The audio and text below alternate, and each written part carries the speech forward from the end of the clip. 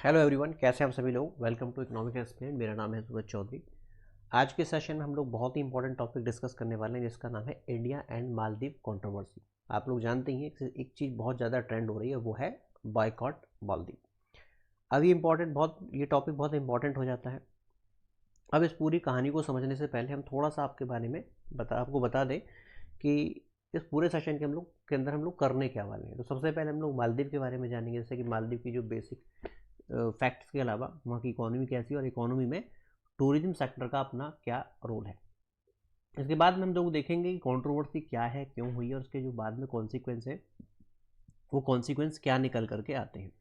तो सबसे पहले शुरुआत करते हैं मालदीव के बारे में। मालदीव एक ऐसी कंट्री है जो हमारा इंडिया के नेबरहुड में देखेंगे तो आप इसको इंडियन ओशियन के अंदर पाते हैं।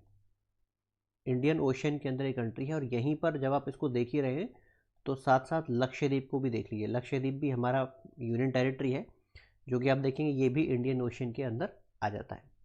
अब यहीं पर कुछ और फैक्ट, जैसे कि यहाँ की जो कैपिटल है वो माले है, ऑफिशियल लैंग्वेज दिवेही, और इसका जो एरिया है वो 298 वर्ग किलोमीटर है। दोस्तों याद रखना कि एशिया की सबसे छोटी कंट्री है और सबसे छोटी मुस्लिम मेजॉरिटी कंट्री भी दुनिया के अंदर है। यहाँ की जो पॉपुलेशन है वो 5,15,000 यानी कि लगभग 5.25 लाख आप लोग कह सकते हैं।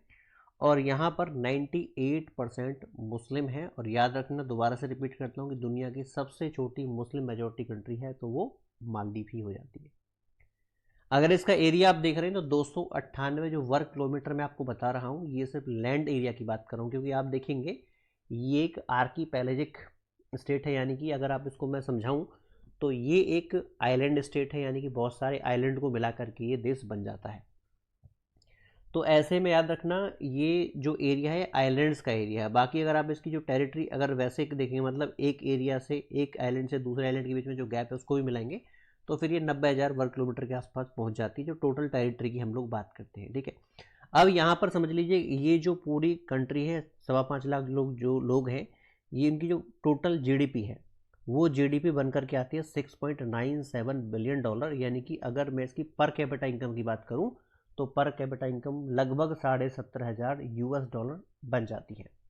अब ये जो पर कैपिटा इनकम आ रही है, यानी कि यहाँ के जो लोग रोजगार प्राप्त करते हैं, रोजगार प्राप्त करने में सबसे इम्पोर्टेंट जो योगदान है वो यहाँ के टूरिज्म सेक्टर का है, यानी कि पर्यटन का सबसे इम्पोर्टेंट योगदान है यहाँ के रोजगार के अंदर। आप टोटल इकोनॉमी की बात करें तो टोटल इकोनॉमी में 1/3 रोल प्ले करता है यहाँ का टूरिज्म सेक्टर।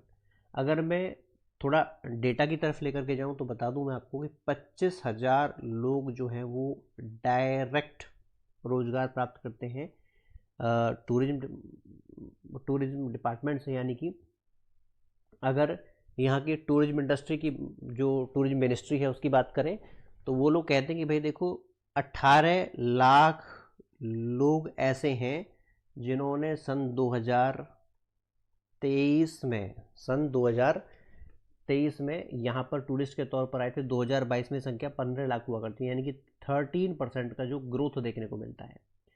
अब इनमें से टोटल में बात करें तो टोटल टूरिस्ट में से 2.09 लाख वो है जो केवल इंडियन है। उसके बाद में रशियंस और साथ में चाइनीज़ भी तीसरे नंबर पर आ जाते हैं। मतलब मैं आपको ये बताना चाहता हूँ कि इनकी जो टोटल इकोनॉमी है, टोटल इकोनॉमी में सबसे ज़्यादा जो रोल प्ले करता है वो हमारा देश भारत प्ले करता है।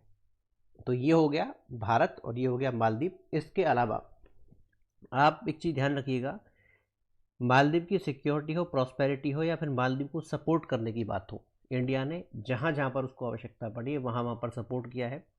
बाकी और सेशन में मैं आपको बताऊंगा कैसे सपोर्ट किया, क्या क्या आवश्यकता पड़ी, वो सारी चीज़ें मैं आपको बाद में डिस्कस कर दूंगा। तो कहने का मतलब एक इम्पॉर्टेंट अलाई के तौर पर, दोस्त के तौर पर और पड़ोसी के तौर पर भारत इनका ध्यान रखता आया है शुरू से लेकर के अब तक। अब कहानी क्या बनी, क्यों ये कंट्रोवर्सी है, उसको जरा एक बार देख लीजिए। भाई ये हैं हमारे भारत के प्रधानमंत्री मोदी जी। ये लक्षद्वीप गए थे और जब ये लक्षद्वीप पहुंचे तो लक्षद्वीप पहुंच कर के इन्होंने कुछ परियोजनाओं का उद्घाटन किया। उसके साथ साथ ये लक्षद्वीप के बीच पर पहुंच गए और बीच पर पहुंचने के बाद कुछ ऐसी तस्वीर इनकी आई और उन तस्वीरों को इन्होंने दुनिया को बताया कि भाई देखो, आप दुनिया के लोगों से कहा, स्पेशली भारत के लोगों से कहा कि आप दुनिया में कहीं ना कहीं घूमने जरूर जाते हो, लेकिन मेरे कहने से जब भी आप टूरिस्ट के तौर पर कहीं जाओ तो लक्षद्वीप जरूर जाना, ऐसा इन्होंने कह दिया। बोले कि ये बहुत ब्यूटीफुल जगह है और उन्होंने बहुत सारी चीज़ें उसके बारे में कहीं वीडियो बना करके अपनी जो है वो अपलोड भी की। ये आप यहाँ पर देख सकते हैं, अच्छी बात इन्होंने कही। ठीक है, इन्होंने कहा कि भाई देखो ऐसा है कि जो लोग साहसिक सैर सपाटे के शौकीन हैं उनको लक्षद्वीप को अपनी पर्यटन सूची में जरूर शामिल करना चाहिए। अभी तो इनकी बात थी, मतलब मोदी चाहते थे कि लक्षद्वीप के अंदर टूरिज्म जो है वो आगे बढ़ करके आए। अब ये बात कुछ लोगों को पसंद नहीं आई। जिनको पसंद नहीं आई वो कौन है, उनमें से हैं कौन, ये हैं वहाँ के कुछ मिनिस्टर्स, जिसमें नाम आता है मरियम शिवना। इन्होंने मोदी जी का मजाक करना शुरू कर दिया, उनको मॉक करना शुरू कर दिया और उनको क्लाउन तक कह दिया, यानी कि जोकर तक कह दिया। बोले कि ये क्या है, ये तो इजराइल के पपेट हैं। उसके साथ में महजूम माजिद निकल करके आए। उन्होंने कहा कि लक्षद्वीप में वो मिलेगा ही नहीं जो मालदीव के अंदर मिल सकता है, और उसके साथ साथ मालशा शरीफ भी निकल करके आए। उन्होंने कुछ ऐसी टिप्पणियां भारत के बारे में, प्रधानमंत्री के बारे में कह दी। अब भारत का जो दूतावास मालदीव के अंदर है, उन्होंने इस पर प्रतिक्रिया की और कहा कि भाई आपको ये सब नहीं कहना चाहिए। खैर वो डिप्लोमेटिक बातें रहीं और इसके बाद में इस पर प्रतिक्रिया दोनों जगह से, मतलब भारत के अंदर से भी और मालदीव के अंदर से भी आनी शुरू हुई। जैसे मालदीव के पूर्व राष्ट्रपति मोहम्मद नशीद सामने आए, उन्होंने कहा, पढ़ लेते हैं क्या ट्वीट करते हैं।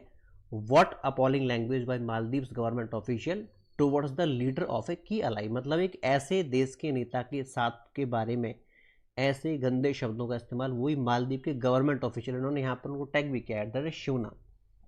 मैंने बताया था ना कि मरियम शिवना, और उन्होंने बताया भी कि देखो ऐसा है, जिसकी अलाई के लीडर के बारे में हम बहुत कुछ कह रहे हैं, वो एक ऐसा देश है जिसने मालदीव की सिक्योरिटी और मालदीव की प्रॉस्पेरिटी में हमेशा साथ दिया है।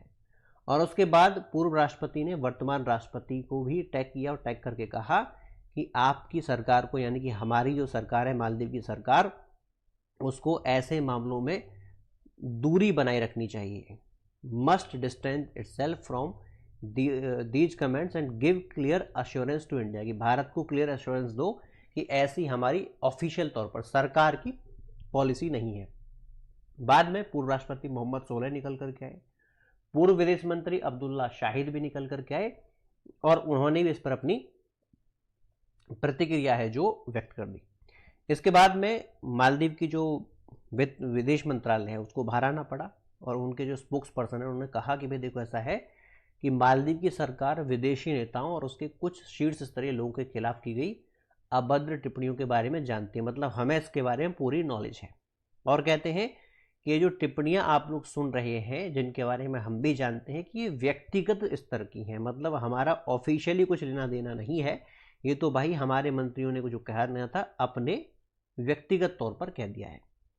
हमारी सरकार इस बात का समर्थन नहीं करती है और हम ये मानते हैं कि अभिव्यक्ति की जो आज़ादी मिली हुई है, लोकतांत्रिक और जिम्मेदारी तरीके से हम उसका पालन करना चाहिए। नफरत और नकारात्मकता फैलाने वाला कोई भी टिप्पणी ऐसी नहीं दी जानी चाहिए। कहने का मतलब उन्होंने यहाँ से अपने आप को साइड रखने का प्रयास जरूर किया, लेकिन इसके बाद में जो विद्रोह था, उस विद्रोह के बाद में कुछ ऐसा माहौल बना कि 3 मिनिस्टर मरियम शिवना, मालशा शरीफ और महजूम माजिद, इन तीनों को सरकार को सस्पेंड करना पड़ा। उसके बाद में कुछ ने तो अपना जो है, जैसे कि महजूम माजिद की बात करेंगे, इन्होंने तो अपना अकाउंट ही वहाँ से डिलीट कर दिया। अब ये बात सिर्फ वहीं नहीं ठहरी, भारत तक आई। भारत के लोगों ने हमारे प्रधानमंत्री का सपोर्ट किया और सपोर्ट करते हुए कहा कि देखो ठीक है, बाहर घूमने की जरूरत नहीं, हमारे पास अपने पास ही बहुत कुछ है घूमने के लिए। जैसे कि हमारे बहुत बड़े बड़े लोग, जैसे कि अमिताभ बच्चन है, वीरेंद्र सहवाग हैं, और भी सेलिब्रिटी सामने निकल कर गया और कहा कि भाई देखो ऐसा है कि बिल्कुल सही बात है कि हमें अपने देश की तरफ ज़्यादा ध्यान देना चाहिए, वहाँ के टूरिस्ट स्पॉट की तरफ ज़्यादा ध्यान देना चाहिए। खैर ये तो लक्षद्वीप को सपोर्ट करने वाली बात हुई। अब भारत के जो लोग मालदीव जाना चाहते थे या प्लान कर रहे थे, यहाँ तक कि जिन्होंने टिकट बुक कर ली थी, वो भी इस बात से बड़ा नाराज़ हुए और उन्होंने अपनी बुकिंग कैंसिल करवाना शुरू कर दिया। अगर कुछ रिपोर्ट्स की माने तो वो यहाँ तक ये कहा जाता है कि देखो कुछ लोग ऐसे करीब 4,000 से लेकर के 5,000 लोग ऐसे हैं जो उन्होंने होटल की जो अपनी बुकिंग थी उनको कैंसिल करवा दिया और 3 से लेकर के 4,000 टिकट ऐसी हैं, 3 से 4,000 एयरलाइन की टिकट ऐसी हैं जिनको कैंसिल करवा दिया गया। अब इस बात से पूरे मालदीव के अंदर हड़कंप मच गया। क्यों? क्योंकि 2 लाख टूरिस्ट इंडिया से जाते हैं हर साल। अब एक बार में इतनी कैंसिलिंग होगी, इसका मतलब क्या है कि वहाँ की टूरिज्म इंडस्ट्री पर बहुत बड़ा इम्पैक्ट होने वाला है। अब ये तो हो ना हो, ये तो खैर होना ही है, होना हो तो बात ही नहीं करेंगे, ये तो होना ही है। इसके साथ साथ एक संभावना और बन गई है, लक्षद्वीप। लक्षद्वीप खुद एक नए टूरिस्ट स्पॉट के तौर पर भारत में विकसित किया जा सकता है। तो भाई ऐसे में हम तो यही सलाह देंगे मालदीव को कि देखो, आपको एक ऐसा मित्र, मित्र कौन होता है? जो जरूरत के समय पर आपके काम आ जाता है। एक ऐसा मित्र जिसने आपको सिक्योरिटी, आपकी प्रॉस्पेरिटी, आपके सपोर्ट में हमेशा खड़ा रहा, उसका साथ आपको कभी नहीं छोड़ना चाहिए। स्पेशली इस प्रकार की तो बातें नहीं की जानी चाहिए गवर्नमेंट के ऑफिशियल्स के द्वारा। और ये भी सलाह दी जाती है कि भाई देखो, जो बाकी देश आपको बहकाने की कोशिश कर रहे हैं, जैसे कि चाइना है, उसकी अपनी एक पॉलिसी है इंडियन ओशन को लेकर के, तो जो आपको बहका करके बर्बाद करना चाहता है, क्योंकि देखो आप पड़ोसी देश पाकिस्तान, वो भी उसके बहकावे में आया। और बहकावे में अगर आप जानते हैं कि बहुत बड़ा कर्ज पाकिस्तान के ऊपर है, उसके ऊपर एक वीडियो खुद करने वाला हूँ, आपको पता लग जाएगा, ठीक है। तो ऐसे में किसी के बहकावे में ना करके अपने हितों को ध्यान रखते हुए अपने जो अलाई हैं उनके साथ सौहार्द का संबंध बनाए रखना चाहिए, ठीक है। तो चलिए, ये तो आज का टॉपिक। इसके बाद मैं आप लोगों से नेक्स्ट सेशन में मिलता हूँ लोगों। Thank you so much guys, and see you all in the next session.